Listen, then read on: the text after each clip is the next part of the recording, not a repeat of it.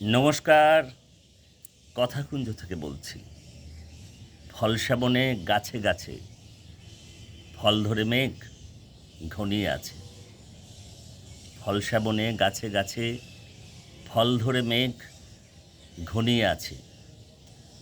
ওইখানেতে ময়ূর এসে নাচ দেখিয়ে যাবে। ওইখানেতে ময়ূর এসে নাচ দেখিয়ে যাবে। ফলশ্যাবনে গাছে গাছে ফল ধরে মেঘ ঘনিয়ে আছে। ওইখানেতে ময়ূর এসে নাচ দেখিয়ে যাবে। আপনাদের মনে পড়ছে এই ছড়াটি, এই লেখাটি? আমরা সকলেই ছোটবেলায় পড়েছি, গুনগুন করে মাথা দুলিয়ে পড়েছি। রবি ঠাকুরের সহজ পাঠ, সহজ পাঠের দ্বিতীয় ভাগ। আজকে বহুদিন পর হঠাৎ করে এই চারটে লাইন মনে এলো কেন জানেন? গতকালকে বহরমপুরে একটি বৃক্ষরোপণ কর্মসূচি, একটি অনুষ্ঠান বৃক্ষরোপণের, যার উদ্যোগ নিয়েছিলেন বহরমপুর লোয়ার কাদায়ের যে কিশোর সংঘ রয়েছে তার প্রতিনিধিবৃন্দ। আজকে আপনারা তো দেখছেন চতুর্দিকে গাছ দুর্লভ হয়ে উঠছে, গাছ কেটে ফেলা হচ্ছে, পুকুর বুজিয়ে ফ্ল্যাট বাড়ি তৈরি হচ্ছে, বৃষ্টি নেই, অসহ্য গরম। আবার সেই রবি ঠাকুরের কথায় ফিরে আসতে হয়, অতি দীর্ঘ দগ্ধ দিন। আজকে পরিবেশের ভারসাম্য নষ্ট হচ্ছে, আর যদি গাছ না থাকে, বৃষ্টিপাত না হয়, পরিবেশের ভারসাম্য দিন দিন নষ্ট হয়, চলে যায়, তাহলে সেই আবারও সেই কবিতার লাইন মনে পড়ছে। কবির কাছে তো আমাদের বারবার ফিরে যেতে হয়। এই বাংলার এক কবি লিখেছিলেন, যদি তুমি বৃষ্টি আনার মন্ত্র ভুলে যাও, তাহলে স্বদেশ, তোমার স্বদেশ মরুভূমি। তা আমরা সেই দিকে এগোচ্ছি। আমরা বারবার বলি, আমরা জানি, লেখা হয় একটি গাছ একটি প্রাণ। আমাদের অন্যবিধ অনেক সমস্যা, সংকট, মন খারাপ, গ্লানি, বিষণ্ণতা, রাগ, ক্রোধ ইত্যাদি যা আছে আছে, কিন্তু এই সময়ের প্রেক্ষাপটে যদি আমাদের পরিবেশের ভারসাম্য নষ্ট হয়, প্রকৃতি যদি ধ্বংস হয়, গাছপালা যদি না থাকে, তাহলে বেঁচে থাকাটাই নিরর্থক হয়ে যায়। আমরা গাছ নিয়ে অনেক সুন্দর প্রবাদ, উক্তি লেখা পড়েছি, আপনারা পড়েছেন। একটি লেখায় পড়ছিলাম যে একজন যে ছায়াতে, গাছের ছায়াতে বসে আছেন, তিনি যে এই সুখ আরাম উপভোগ করছেন, তাকে মনে রাখতে হবে এই গাছটি কেউ একজন বহুদিন আগে লাগিয়েছিলেন, গাছের চারা রোপণ করেছিলেন। ৩৬,০০০ লাইন কবিতা না লিখে একজন কবি একটা পর্যায়ে এসে অনুভব করছেন, যদি আমি একটি গাছ জন্মাতে পারতাম যদি আমি মাটিকে জানতাম। তো এতখানি একটি গাছ, প্রকৃতির ভারসাম্য ইত্যাদি প্রশ্নগুলির জরুরি হয়ে উঠেছে আজকের সময়। তো গতকাল বহরমপুরের লোয়ার কাদায়ের কিশোর সংঘের উদ্যোগে 35টি চারা গাছ 35 জন বাচ্চাদের দিয়ে, শিশুদের দিয়ে তারা লাগিয়েছেন, রোপণ করেছেন। এহেন একটি আহ্লাদ করবার মতো সংবাদ এবং এই কি বলবো, এই কার্যক্রম, এই অনুষ্ঠানের মধ্যে কিছুটা সময় কাটাতে পেরে ব্যক্তিগতভাবে আমারও খুব ভালো লেগেছে। আপনারা অনেকেই জানেন আমি সাধারণভাবে কবিতা পাঠ, সভা সমিতি ইত্যাদি অনুষ্ঠানে খুব একটা আজকাল যেতে পারি না, ইচ্ছেও করে না। কিন্তু এই লোয়ার কাদায়ের সৌম্যদীপ দাস সোনাই, আমার ছোট ভাই, সে আগের দিন রাত্রে আমাকে ফোন করে জানালো যে 35টা গাছ বহরমপুর মানসিক আবাসনের ভিতরে যে পুকুর রয়েছে, পুষ্করিণী রয়েছে, তার ঠিক ধারে ধারে 35 জন শিশুকে দিয়ে, বাচ্চাদের দিয়ে গাছ লাগানো হবে। তারপর সেটি ওই জাবড়ি ইত্যাদি দিয়ে ঘিরে দিয়ে মাঝে মাঝে ওরা খেয়াল রাখবে। আমাদেরও দায়িত্ব সেই গাছগুলি যাতে ঠিকমতো থাকে, বাঁচে, একটু দেখাশুনো করা। তো চতুর্দিকেই নানা রকম সংকটের সময়ে, ভালো না লাগার সময়ে এমন একটা ভালো কাজ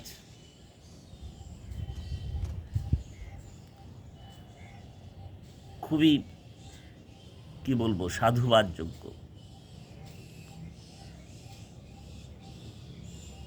ও আমাকে জানালো, আমি জিজ্ঞেস করলাম যে কি কি গাছ থাকছে মূলত। ও বলল রাধাচূড়া, কৃষ্ণচূড়া মূলত, এছাড়া অন্যান্য কিছু গাছ।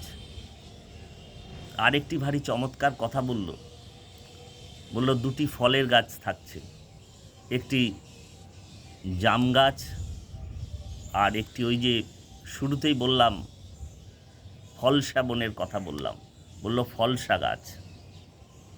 আমি প্রথমটা একটু ভাবলাম জাম গাছ তো জানি, কিন্তু ফলসা গাছ, এটা ভাবতে ভাবতেই আমার ওই যে আপনাদের বললাম রবি ঠাকুরের কবিতা বলছিলাম যে ফলসা বনে গাছে গাছে ফল ধরবে, ঘনিয়ে আছে ওইখানেতে ময়ূর এসে নাচ দেখিয়ে যাবে। অনেক কাল আগে ছোটবেলায় পড়া এই যে আমরা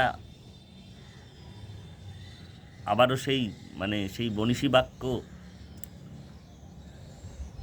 যে জীবনের ধন কিছুই ফেলা যাবে না, তো ছোটোবেলার ওই পড়া তখন মনে পড়ে গেল রবি ঠাকুরের সহজ পাঠে আমরা পড়েছিলাম। তো বলল যে এই ফলসা গাছ আর জাম গাছ, এই দুটো ফলের গাছ লাগানো হচ্ছে কারণ পাখিরা খাবে। ভারী ভালো লাগলো। এই যে ওদের একটা চিন্তা ভাবনা, বিবেচনা, কল্যাণকামী চিন্তা, সমাজ মনস্কতা, ওরা নানা সময়ই সমাজের নানা রকম ভালো কাজে মানুষের পাশে থাকে, ডাকলে পাওয়া যায়। আজকের দিনে এর চাইতে বড় কিছু তো হতে পারে না। আমরা সাহিত্য সংস্কৃতি করি, রাজনীতি করি, অভিনয় করি, গান গাই, যাই করি, যদি আমাদের পরিবেশ ঠিক না থাকে, আমাদের প্রকৃতি ঠিক না থাকে, তাহলে তো সবই অর্থহীন হয়ে যায়। তো গতকাল লোয়ার কাদাইয়ের কিশোর সংঘের উদ্যোগে এই যে শিশুদের দিয়ে বৃক্ষরোপণ কর্মসূচি ওরা পালন করলো, আমার মনে হয়েছে ওদের নিয়ে আমাদের এই যে কথাকুঞ্জ, দু চার কথা বলা। তাই আজকে এই কথাকুঞ্জের উপস্থাপনা। আপনারা এই যে একটা, আমি বারবার বলি আপনাদের যে এবারও সুখের সময় নয়। আবার সেই কবিতার কথা ফিরে আসছি। তো এরকম একটা সময়ে আমাদের একটু যদি নিজের খুব বৃহৎ একটা কাজ করতে হবে তা নয়, খুব বড় কিছু একটা বিপ্লব ঘটিয়ে দিতে পারলাম এমন নয়। নিজের কাজটুকু, একটু পরিবেশ সচেতনতা, একটু গাছ লাগানো, একটু খেয়াল রাখা, এটুকু করতে পারলেই অনেকখানি করা হবে। ওই যে বলছিলাম না যে গাছ নিয়ে প্রচুর অনেক বিখ্যাত মানুষজন স্বস্বক্ষেত্রে তারা কিন্তু গাছ নিয়ে অনেক কথা বলেছেন, খুব মূল্যবান কথা। একটা লেখায় পড়ছিলাম,